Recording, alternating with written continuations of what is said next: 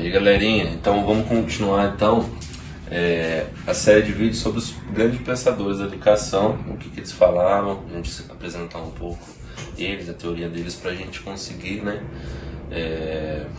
incorporar no nosso processo de ensino, certo? Como professor. Então hoje a gente vai falar sobre Lev Vygotsky, tá? Ele nasceu em 1896, morreu em 1934, teve um breve período de vida aí, ele morreu muito novo. Morreu com tuberculose aos 37 anos, mas nesse pouco tempo de vida ele contribuiu muito, na teoria da psicologia, da educação, e o que a gente usa muito hoje do que ele falava. Ele era russo, nasceu em Orsha e morreu em Moscou, Ele foi um pensador, pesquisador importante, como eu falei, na área da psicologia e com foco na educação. Produziu mais de 200 artigos científicos, certo? E ele foi pioneiro do conceito que o desenvolvimento intelectual das crianças não é somente o que Piaget falava, só a criança só desenvolve pronto, sem nada interferir. Não é bem assim. Ele falou que ocorre em função de duas coisas: das interações sociais e das condições em que a criança vive.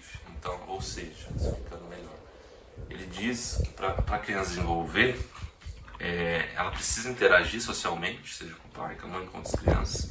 Isso forma um processo de conhecimento e também das condições de vida que ela vive, que tem que estimular esse desenvolvimento de alguma maneira, tem que influenciar de algum modo. Por exemplo, o Mowgli, o menino lobo, ele foi criado por animais na selva, Então, ele vendo os animais e o comportamento dos animais, ele teve o comportamento de animal também. Essa é a ideia de Vygotsky, entendeu? Ele tem que observar o meio, as condições de vida que ele está para desenvolver dessa tal maneira, certo? As principais ideias dele, então, ele falava sobre mediação. O que é mediação? O professor não é só o principal fonte de conhecimento, ele é o mediador. O que é mediador? Ele é um dos vários elementos que vai mediar o conhecimento para a criança. Ele não é o único. O professor ele é apenas um, Tem vários mediadores de conhecimento, por exemplo, mapas, a lousa, o livro, tudo isso são mediadores do conhecimento. O professor não é a única fonte. Ele falava também que o aluno é ativo nesse processo de aprendizagem. Ele não é só passivo, só recebe informação. O aluno dele está ativamente participando desse processo, certo? Existem 2 níveis de desenvolvimento para ele também, tá? A criança tem 2 níveis de desenvolvimento: o efetivo, que realmente a criança sabe, e o potencial, o que ela pode vir a saber. Aí agora a gente vai entrar na parte principal da teoria dele, que é a zona de desenvolvimento proximal.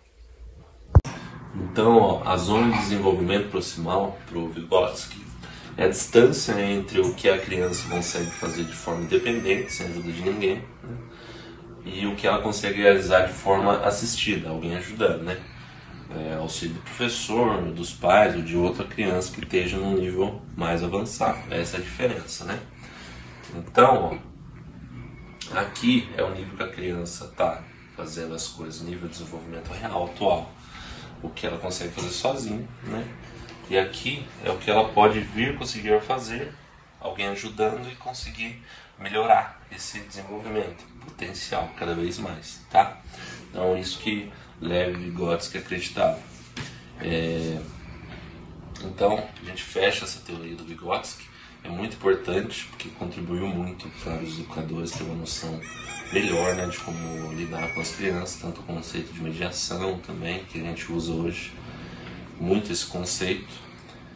E o próximo autor que a gente vai falar, o próximo pensador, vai ser o Valon, tá? Pra gente fechar essa série então de vídeos sobre os grandes pensadores da educação. Agradeço a vocês a atenção. Tchau, tchau.